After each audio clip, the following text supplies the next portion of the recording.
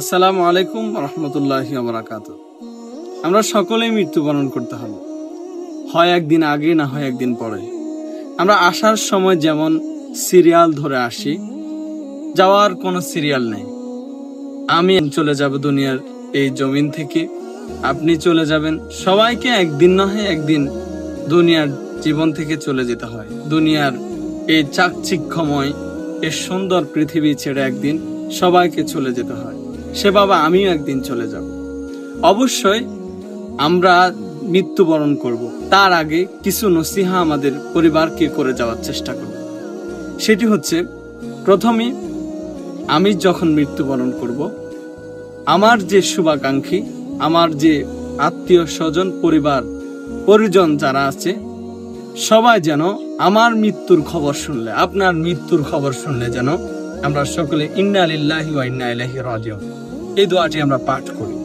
2 number, মৃত্যুর পরে অনেকেই আমরা দেখা যায় মৃত্যুবরণ করার পরে বলে অকালে মৃত্যুবরণ করেছি। আপনি অবশ্যই এটা কোনো দিনে বলবেন না, কারণ আল্লাহ সুবহানাহু ওয়া তাআলার পক্ষ থেকে সে একটা নির্ধারিত হায়াত নিয়ে এসেছে। আল্লাহ তাআলার পক্ষ থেকে সে একটা নির্ধারিত সময় তাকে দেওয়া হয়েছে। নির্ধারিত সময়ের পরে তাকে মৃত্যুবরণ করতেই হবে, একদিন আগে হোক একদিন পরে হয়। আমরা অনেকেই বলে থাকি যে আমরা অকালে মৃত্যুবরণ করেছি, আমরা যেন এটা না বলি। তারপরে 3 নাম্বার যে বিষয়টি আমরা লক্ষ্য করব, সেটি হচ্ছে মৃত্যুর পরে অনেকেই দেখা যায় জোরে জোরে কান্না করে, বিলাপ করে করে কান্না করে। এই বিষয়টা অবশ্যই আমরা খেয়াল করব, আমরা যেন এটা না করি।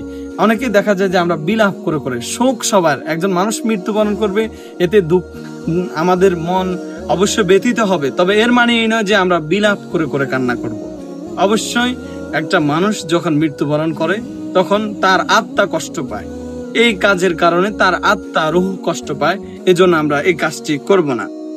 4 নাম্বার যে বিষয়টা, মৃত্যুর খবর শুনেই অবশ্যই আমরা জানাজার নামাজ পড়ার চেষ্টা করব। রাসূল সাল্লাল্লাহু আলাইহি সাল্লাম হাদিস শরীফের মধ্যে বলেন যে কেউ যদি জানাজার নামাজ পড়ে, তাহলে আল্লাহ সুবহানাহু ওয়া তাআলা তার আমলের মধ্যে 1 কারাত সমপরিমাণ সওয়াব তার আমলের মধ্যে দেওয়া হয়। 1 কারাত সমপরিমাণ কতটুকু সেটা বিস্তারিত আমরা অন্য সময় আলোচনা করব।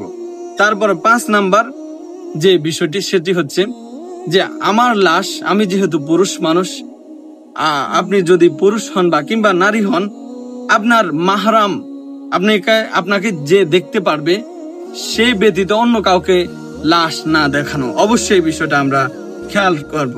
তারপরে 6 নাম্বার যে বিষয়টি, সেটি হচ্ছে আমাদের যে লাশ, অবশ্যই লাশকে সুন্দর করে গোসল দিয়ে আমরা অবশ্যই সেটি খাটের মধ্যে উঠাবো।